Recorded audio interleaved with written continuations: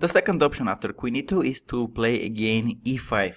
This is very similar to one of the previous lines, but here is our king on e8, not on g8, but still it's working. Now it looks like white can take bishop c6, this is 6, and take the pawn on e5. Yes, white can take this pawn, but now we are getting a very strong initiative. We play here knight h5, attacking the e5 knight, opening our bishop on g7 and preparing knight f4. So knight is going to d3, and if we get our knight on d3, then white will have lots of problems with queenside development.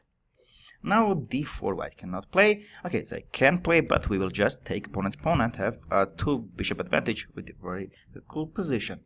After knight h5, white cannot protect the knight with f4 move, because here we just take knight f4 with the pawn opponent queen on e2, and after rook f4 we take bishop e5. We take the knight on e5. We have here 2 bishops, and again a very cool position. After knight h5, if white goes knight f3, this is very good again for us. Knight f4, and knight is staying on d3 with a very cool compensation. And after knight h5 is if knight d3, then here we have a choice. Probably the best will be a b6, and also we want to include bishop a6 move.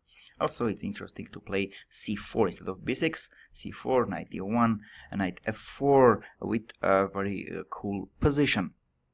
The thing is, if white take queen c4, the second pawn, here we play bishop e6, and suddenly white is losing their bishop on c1. After queen moves somewhere, they will allow us to check knight e2 and then take the c1 bishop, and then knight c1 will not be trapped. It can come back with d3 or e2 f4, the same marshut as he came to and took the c1 bishop. So e5, if bishop c6, we are getting a very good compensation, and if e5 white plays a d4 sacrificing a pawn, we take here cd4, cd4, ed4, and after e5 we have here knight d5, very comfortable place for our knight. Then we are going to play short castle, and the white is having problems for taking the d4 pawn, because e5 pawn is also hanging for them. Additionally, all the time we have this knight c7 cool idea. Knight c7, attacking bishop on b5.